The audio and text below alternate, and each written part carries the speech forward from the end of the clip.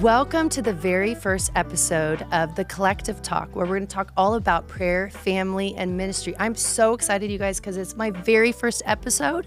And today we're going to focus on marriage and staying connected in your marriage, fighting fair in your relationship, and keeping Jesus at the center of your marriage. And today, you guys, I am super elated because we have one of my most favorite guests today, my husband, Mark Francey, who happens to be the pastor of Oceans Church and here in Orange County, California. But he is my very first guest. And if you are ready to laugh, then you picked a good day to watch this episode. So can you help me welcome Mark Francey to the show? I am so pumped to be here, babe. This is exciting, historic, so proud of you. And excited. It's great to have everybody with us. Join in today. It's going to be an awesome episode. I'm so excited that you're here. This is so fun. This is my very. How long has it taken me to get to this point? I have been talking you into this. For a long time. Yeah. But no, it's been a long time in the making, years in the making. Yeah. We've both kind of been anti-podcast people. We have. Of starting our own. There's so many podcasts in the world, but I'm excited that you're doing this because I think the wisdom you carry, just the way that you live your life, the way that you've formulated this walk with God, I think it's going to be inspiring. I think everyone watching is going to be pumped, and it's just really going to be contagious. So I'm excited for it. Oh, so sweet. Oh, my goodness. So, hey, I just wanted to ask you, can you share a little bit about your background, like how you became a pastor, and then how you started Oceans Church, or how we moved here to California? Well, I mean, I would say it all started when I met you. That's good. That was when life got amazing. Mm-hmm. But I became a Christian at 18 years of age, originally from Southern California. And then at 18 years of age, I had a God encounter as I was visiting my dad at a summer camp in the mountains of Idaho. Mm. And then I ended up going to your dad's church. Yeah. Where I got Wait, can you tell him about Idaho? Idaho's amazing. Yeah. For one, there is a big misnomer that potatoes are everywhere.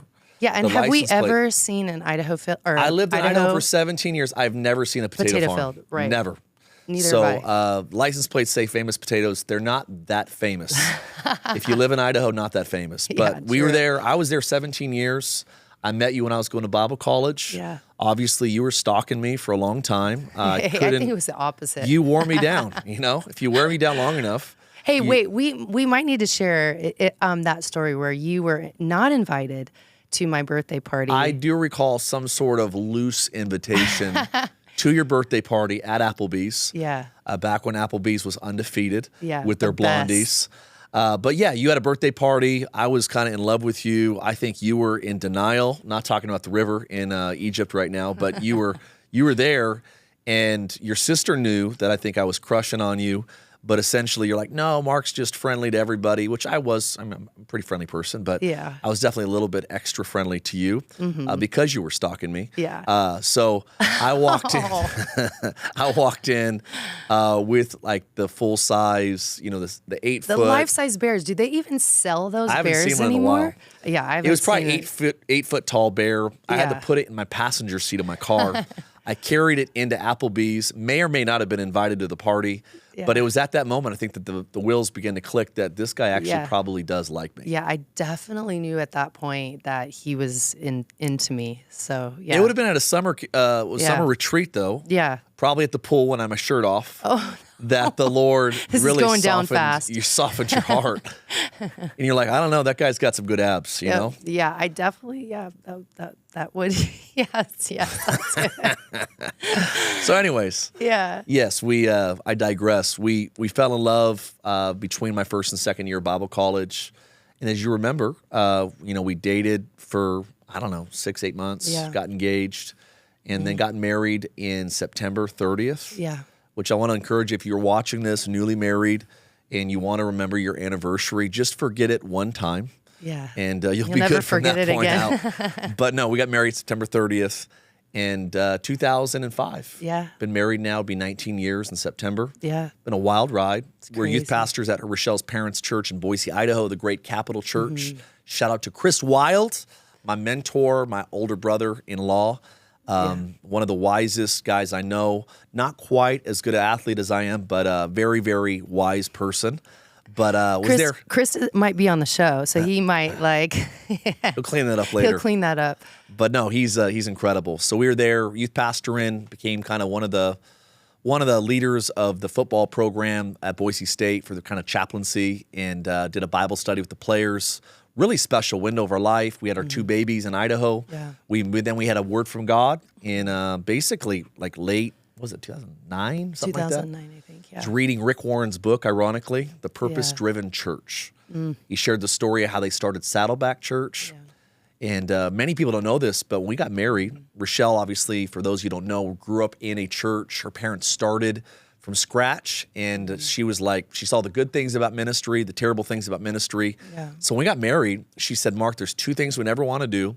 We never want to be lead pastors, and we never want to start a church. Right. I was great with that. Yeah. But, we made a pact. We did. Yeah. And then 3 or 4 years later, I'm reading this book. Yeah. In the bathtub crying. Yeah. And I'm not even an emotional person. And I'm like, Rachelle, we're going to start a church one day. And she's like, no, we're not. We already discussed that. I'm like, read this book. She's like, I've read it. I'm like, read it again. Yeah. And so she read this book, and God began to touch her heart. And we just basically said, you know what? We've never seen a lot of people leave churches well to start a church. And because we're working with our family, we didn't want to sabotage our dynamic in our family. So we essentially, we prayed a pretty smart prayer. I thought it was like a Nick Saban contract. I said, Lord, if you speak to Rachelle's parents, our pastors, and they initiate the conversation that we're supposed to start a church, Rachelle and I will go anywhere in the world. We'll do whatever you want us to do. Yeah. But if they don't start the conversation, then we will never tell them. Right. So we thought, we're going to have grandkids. They love us. They're not going to ask us to leave. Yeah. And so it was about 1.5 years later. They were at a retreat. Really, really prayerful lady, prophetic lady named Cindy Jacobs, basically had this word for them and said, hey, your son-in-law, he's not from Idaho. God told me that he's from somewhere else. And they said, yeah, he's from Southern California. And Cindy pointed at him and said, they're church planners. They're going to move back to Southern California, and they're going to start a church that becomes a global movement. So that was when everything shifted for us. That was like 2009, 10. Yeah. And basically it would have been, 3 years later that we kind of sat on it and prayed through the time. I had a vivid dream that God gave us the name of our church, the mission of our church. Habakkuk and Isaiah says, for the earth will be filled with the knowledge of the glory of the Lord as the waters cover the oceans. So anyways, we talk all day about our story, but we waited on the right timing. Yes. Everything lined up, 2018. Yeah. Well, I think it's so important, just our, how you proposed to me. It was here in LA, in LA County, and it was so special because on my birthday, you surprised me, and I thought you were just taking me on a special trip. But I think it's so important for those of you that are not married yet, and you're wanting to propose to your spouse, and you want to do something special. I mean, Mark, he was super intentional about it, but it was so cool. You want to share a little bit about how you proposed to me? I just thought I didn't have any money, and I was like, Lord, I need some creativity. Yeah, both of us didn't have money. And I thought, essentially I want to be proud of the story that I have. Yeah. When our kids one day ask, how did you propose to mom?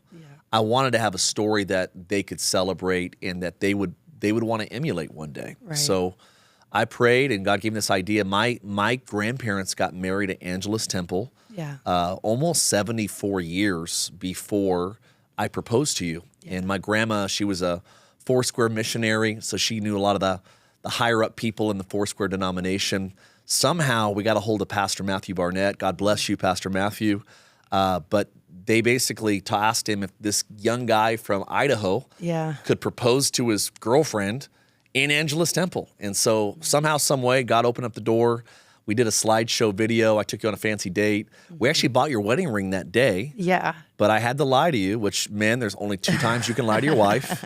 When you're hiding the proposal. Yeah. And when she's pregnant, you can lie to her when she's pregnant about, anything in that horrible. regard. But those 2 times you're totally justified to lie. Anyways, so we went and picked out the ring, got the ring, and then proposed to you. We flew your family down. You didn't know. Yeah, I didn't know any of that. And we walk in, you were blindfolded, went into the Dream Center. She thought we were going to Jay Leno. Well, on the plane before, when we were headed to LA, he was like, hey, do you want to, that's back when Jay Leno was cool and on. He's still cool. Well, oh yeah, of course. That was He's back when he was in LA. When he was Yeah. in LA, when he was on the show.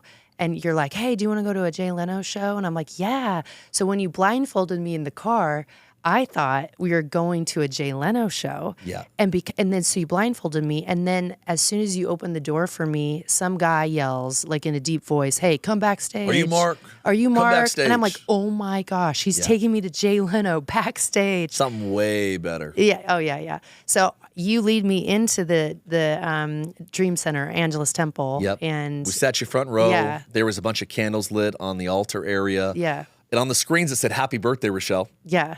So even after she took the blindfold off, she thought, man, this guy went all He's out for going my all birthday. out for my birthday. And then the Sinatra music started, had all of our pictures that we had taken together. Yeah. And from the very first picture all the way up to modern. And the last bit of the video kind of transitioned into I love you, I love your family. Yeah. And then it ended with will you ... Pulled you up on the stage at that point, and then they put the lights on the stage and there was flowers. Yeah. And that's when I proposed to you. Yeah. You obviously couldn't resist.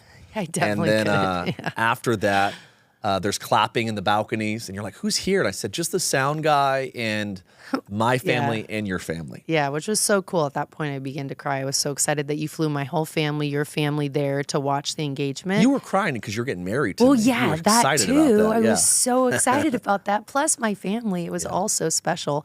Well, that's such an important, I think, part of our story. And I think I love sharing that, and we don't get to share that too often. Yeah, it was special. But diving into the topic of marriage, Yeah. I know we counsel a lot of marriages within our church. And what are 3 questions? I mean, I know a lot of times when we're counseling and where we're talking with married couples, we always give them 3 things.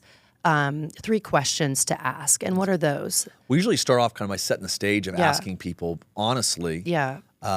if you were to choose what level of marriage you want to have with your spouse on a scale of 1 to 10, Yeah. if you could choose it, what would it be? And I think initially everyone just goes, I want to have a 10, Yeah. you know, and I want my marriage to be awesome. Yeah. And then the second question is we ask people to honestly assess, what would you guys be at right now?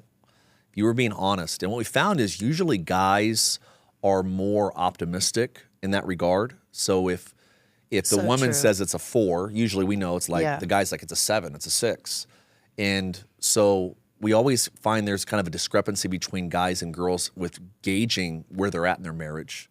And then the third question is what do you believe it would take to get from where you are at that number to get to where you want to be? So good. So I think usually, you know, people just need to know if you aim at nothing in your marriage, you're going to hit it every time. And so I think having an idea that, and especially for men, we're more left brain, factual.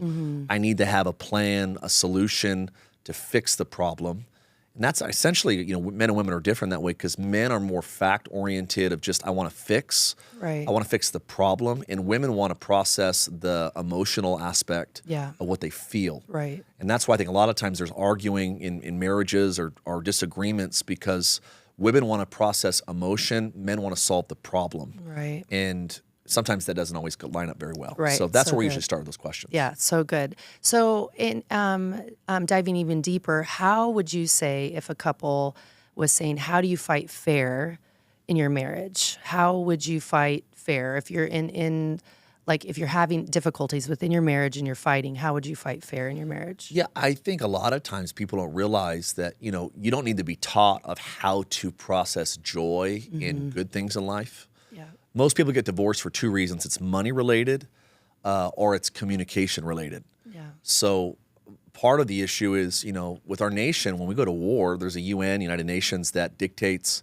there's certain things that we don't allow in the global landscape of warfare anymore because it's unethical or it's, you know, it's against humanity in a severe way. So I think when marriage, as it pertains to relationships, we got to understand there's certain things that are nuclear in marriage that when you drop those bombs, there's no recovery from it, or it's going to create long-term damage that's going to be hard, almost radioactive in your marriage. So one of the things that me and you were real big on in the very beginning of our relationship was we're never going to use the word as a threat, the word divorce. Right. Words in your marriage, like a nuclear power plant, can actually bring life and light to your relationship, or like a bomb, they can destroy everything. So I always tell people when I'm doing premarital counseling, we meet with people, that divorce is not an option. Once you say I do, we're locking the hatch. We're throwing away the key. So good. If you leave, I'm going with you. That's the way we're running this play. So we get rid of that option B, option C.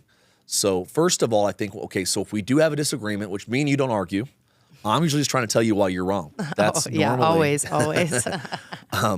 But no, when we disagree and we tell other people, how do you process confrontation, disagreement, frustrations?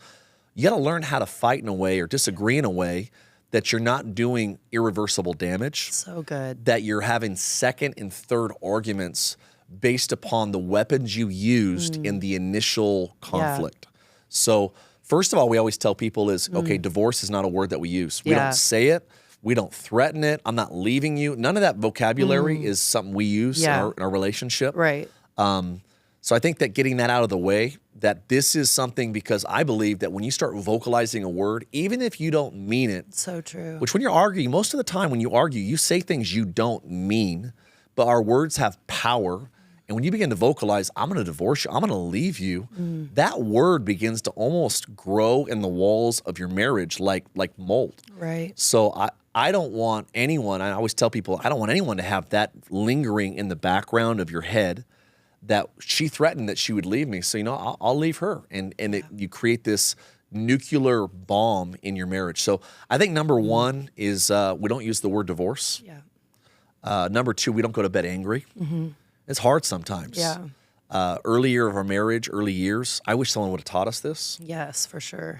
One of the things we try to, share with people is this idea or concept of blue skies, that if you were in a boat in the ocean, you wouldn't deal with the problems on the deck of your ship when the storm is raging and the winds are blowing and the rain is pouring. You wouldn't do that. It's dangerous. You watch Deadliest Catch in Alaska. You got people falling off the boat because of the severity of the storm. And I think most young people don't realize that there's going to be things you have to correct, clean up, and address with your spouse. We always tell people to correct people privately, to praise them publicly. But if you do that backwards, you'll do damage to your relationship. So good. So you pull them aside and go, hey, I got to talk to them about this. Rachelle is a professional toothpaste strangler. So she is really good at I'm the worst. And I put toilet paper rolls on backwards sometimes. So we kind of have our own little quirks in marriage. And if we make a big deal out of little deals when it's stormy out, when it's dark out, or when it's very windy. Yes. I would constitute that as times that it's late at night, you had a long day, you have an early morning, you're going to the airport, you have a big meeting the next morning, you're speaking somewhere, whatever it is. In the early years of our marriage, we didn't know this. So it'd be like 10 o'clock at night, and Rachelle would be upset at something dumb that I did. She would try to address me, and because I didn't have the emotional bandwidth to deal with it with logic, with godliness, it would create a storm that basically we're trying to clear some ropes on the deck, but now we're damaging our ship. And now before you know it, it's not 11 o'clock anymore, it's 2 in the morning. We're both furious. And I think that most people don't realize, the Bible says love is patient. So we have a phrase that we use if we feel like we don't have the emotional bandwidth or the time to deal with the severity of the problem, is basically Rachelle would say something like this: hey, Mark, something happened today in this meeting, or you said something I didn't like or did something that really hurt me. I know you have to wake up early in the morning tomorrow. I know it's late at night. We're going to deal with this when you get home. I love you, but we need to fix this when you get home. It's blue skies. Or let's say she starts to try to address it. Let's talk about it right now. And I say, babe, can we pull the blue sky card out? I don't have the energy to process this without probably getting upset or angry right now. So I think that blue sky concept was a game changer. And that really helped us not to argue so long that we would go to sleep angry. So good. Tell me about the topic of 100% honesty, 100% forgiveness. I know in our early marriage, we went through a lot of, I came from ministry, and Mark grew up not in ministry. So our stories are completely different. And And so you just tell us a little bit about like when we first got married. I mean, our first year of marriage, we had a lot of fights and we struggled. We had some struggles, some things that you had brought and myself into our marriage. And maybe we could share a little bit about that and be vulnerable with that. Yeah. I mean, there was a lot of things the Lord had to do to get you ready. In you? No, I was. Rachelle she never kissed a guy. Yeah. Never held a guy's hand. Has never seen pornography. Anything. Just has, I think she can trace her lineage back to Gabriel and Michael. And I, was like a lot of people that didn't live for God in high school. Was a diehard snowboarder. Lived a pretty wild life. Party crowd. Mm-hmm. Lost my virginity in high school. Got exposed to pornography at probably 7 or 8 years old. Yeah. Was addicted to it shortly after. And so growing up, had Playboy magazines and, VHS. It was, I tell people now, I joke with our college students, like it's a lot easier to be a pervert now than it was back in the day. I mean, back in the day, it was so easy, or it was harder to get access to these things. But I got saved at 18. No one told me that pornography was bad or I couldn't watch it anymore. But I knew I came back from a summer camp after I had my encounter with Jesus. And in my room, I had my Playboy magazines and these videos. And I just felt like this voice in my head say, Mark, you don't do that anymore. Or anymore. That's good too, Mark. Yeah, that's not you. Yeah. So I grabbed everything. I remember taking all my paraphernalia down. I'm like, I'm gonna burn this stuff. I threw it in my fireplace, which apparently was a gas fireplace. Oh my gosh, did it explode? It didn't, but my grandpa Paps, who was visiting, he was a Vietnam veteran, smoked more than a chimney. He's looking at me like, what are you doing? And I'm like, I'm getting rid of my stash. And he thought I was crazy. But I think in many ways, it was probably some of those experiences that he had with me, seeing the change in my life that led to the credibility. It was probably 10 years later that I led him to the Lord before he died. So, I got to throw all my stuff away. And the wild part was you can sometimes get rid of the stuff that you own on the outside. It's a lot harder to get rid of the habits of the inside. That's good. So we got married. And again, I'm so pumped. I mean, I remember praying when I was in Bible college. One of my professors said, pray for the type of woman you want to marry. And I remember saying, I want to marry someone like Rachelle Wild. And I thought, she's Gucci. I'm going to get Steve Madden. And God, wouldn't you know, he let me marry you. And so literally my dream was I was attracted to blonde girls, pretty eyes. I mean, she lined up her physical build and her spiritual makeup, her gift set was everything I ever dreamed of. So when we got to dating, we got married, what I learned is pornography addiction it's gnarly because it's an addiction not for, it's a lot of times it's not even your lack of satisfaction in your sexual life. It's more to do with an appetite that you acquired for sneaking and for the forbidden. Oh. It's almost like a drug addiction. It's like you shouldn't be doing it, but there's something in the high of what's forbidden that keeps you coming back. So we got married. In our first few years of marriage, I'm still struggling with pornography addiction. I'd go a couple days, I'd go a week, I'd go a month. And I was pretty good at keeping it sneaky in the beginning from Rachelle as far as she didn't know a lot about it. And ended up finding out about it. We started navigating that together. And I found, this is probably worth noting for people watching, is in the beginning, I think I had the frame that this is not an indictment on my lack of satisfaction with Rachelle. This is more of a indictment on my brokenness from the memories and the trauma I had incurred when I was a kid. Right. Bad habits.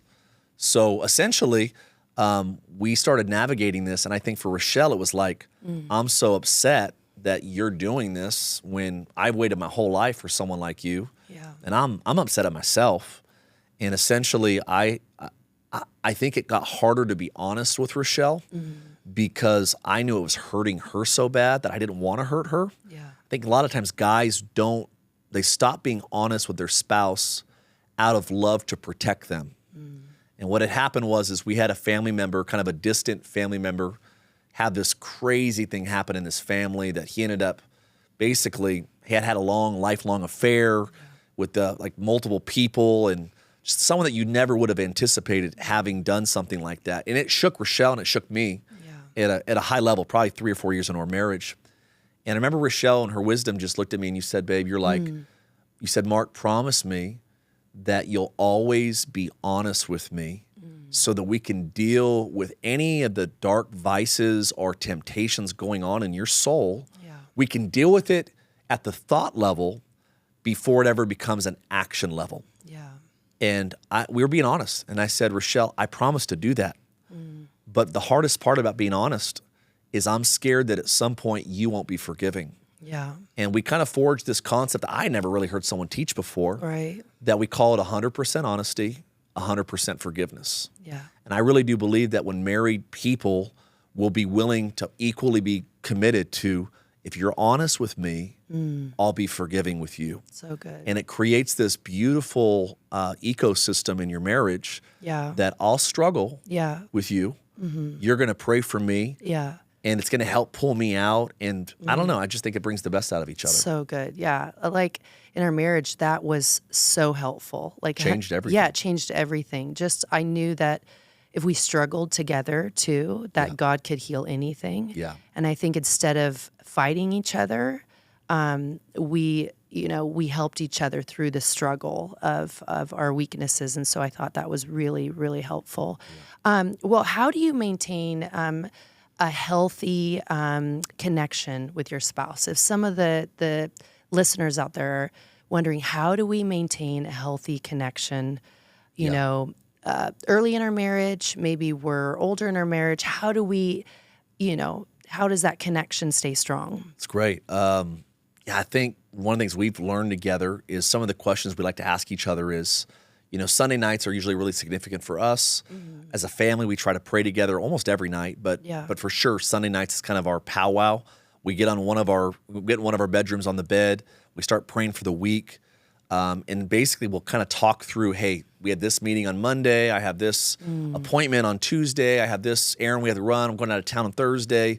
So we kind of walk through our week with our family and then we pray about it. Yeah. And I think outside of praying your schedule and staying connected that way, I think it's looking at your spouse and going, hey, this week, Rachelle, what do you need from me? What do you need? I think that question has a way of bringing space. Life is like a dance. I think I always thought that, having a great marriage is like being on a train track and you married the right person, so you're going to go the right way automatically and it's going to be easy.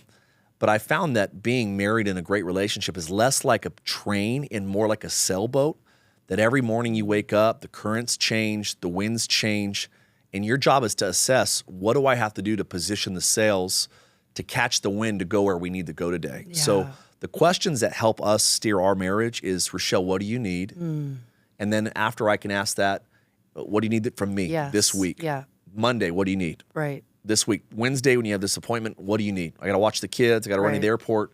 What do you need? And then what do you want? Yeah. And I know that, there's things we've been praying for, like we want to renovate a bathroom in our house. What do you want? We want to do this special trip with our family. Yeah. We really, really want to do something cool for her birthday. Kenzie's turning 16 next week, which is crazy. Oh my gosh.